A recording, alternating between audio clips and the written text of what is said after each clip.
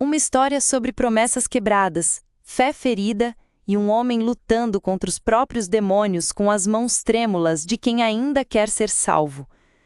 Desde o primeiro instante, Arthur Shelby nunca foi fácil de amar. Ele não era o tipo de homem que dizia palavras doces ou que sabia o que fazer com um coração nas mãos. Era impulsivo, instável, violento, um vulcão prestes a explodir. E ainda assim, Linda viu algo nele que ninguém mais via. Não o gangster, não o viciado, não o soldado quebrado.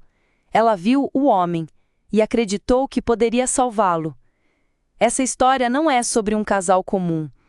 É sobre o que acontece quando a fé de uma mulher tenta alcançar um homem que vive se afogando e ainda assim insiste em voltar para o mar revolto. Um amor que começou como redenção.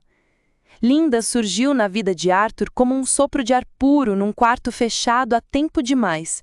Enquanto todos viam nele apenas um animal ferido, ela acreditava na possibilidade de cura. Trouxe fé, limites, esperança. E pela primeira vez, Arthur tentou. Ele se manteve sóbrio, buscou a religião, tentou ser marido, ser novo, ser melhor. Não por ele, mas por ela. E por algum tempo funcionou. Mas o que Arthur carregava dentro de si era mais profundo do que qualquer culto poderia alcançar. A guerra, o sangue, a culpa, os anos a serviço do caos, tudo isso não se apaga com orações. E o que começou como salvação, logo se transformou em tensão. Porque o amor, por mais verdadeiro que seja, não é sempre suficiente para consertar o que foi partido tantas vezes. Linda acreditava que Deus poderia consertá-lo, que sua presença firme e sua espiritualidade poderiam mantê-lo no caminho. Mas Arthur era o caos com pernas, e o caos não se disciplina com palavras. Ele queria ser digno dela, e esse talvez tenha sido o maior dos seus castigos, porque quanto mais se afastava do homem que sempre foi, mais se sentia um impostor dentro da própria pele. A abstinência do álcool era suportável, a da violência não. Arthur não sabia viver em paz. A calma o enlouquecia. O silêncio o confrontava com os seus próprios pensamentos, e em vez de encontrar conforto na fé, começou a se sentir sufocado por ela. Linda queria salvá-lo, mas com o tempo começou a tentar controlá-lo, e ele, que passara a vida sendo usado como arma pelos irmãos, sentiu-se mais uma vez aprisionado. O que antes era carinho virou julgamento, o que era parceria virou cobrança. E mesmo que Linda quisesse o bem dele, suas tentativas de moldar Arthur o afastaram ainda mais da própria essência.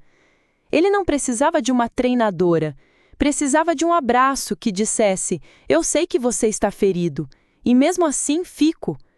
Mas o amor de Linda tinha condições, e o vício de Arthur também. A recareda não foi um erro, foi um retorno inevitável. A bebida, a violência, a adrenalina, tudo isso nunca saiu de dentro dele, só esperava uma brecha. E quando ela veio, Arthur não resistiu. E Linda, já sem forças, fez o que achava ser o certo, o deixou. Ela não queria ser cúmplice, não queria criar um filho nesse ambiente, não queria mais apagar incêndios com oração. E naquele momento, o que restava entre eles se desfez. Arthur não entendeu. Ou talvez tenha entendido bem demais. O abandono de Linda não só foi o fim de um casamento, foi a confirmação de um medo que sempre teve. Sou irrecuperável. Ele explodiu, se entregou ainda mais à escuridão, porque no fundo, acreditava que merecia aquilo.